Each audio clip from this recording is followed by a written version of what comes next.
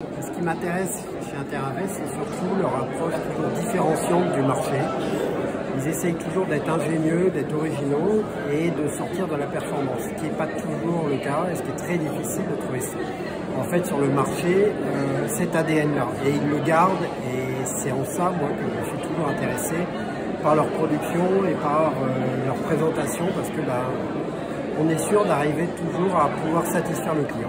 Sur le PER, là, ils sont très très forts. Là, vous retenez quoi du bilan de l'année? Si on regarde 2024, ils ont dit plein de choses. Je suis assez surpris et je vais m'y intéresser encore plus. Et sur le lancement d'une offre produit structuré, c'est Paydou, vous en pensez quoi?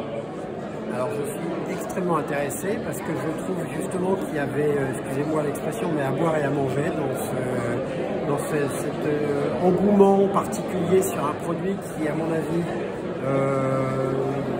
se développe trop vite et qui risque de faire un peu un massacre à un moment ou à un autre. Et donc savoir que justement ils veulent revenir un peu aux fondamentaux du produit, ça m'intéresse beaucoup.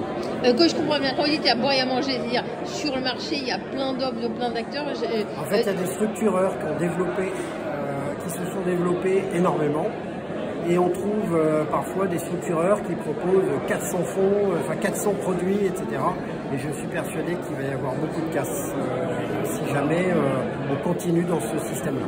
Et là, avec un acteur qui a un savoir-faire éprouvé, vous dites que ça rassure du coup. Ce qui me rassure, c'est que surtout, ils veulent revenir à des fondamentaux avec une production plus artisanale, tout en donnant accès au plus grand nombre. Merci beaucoup.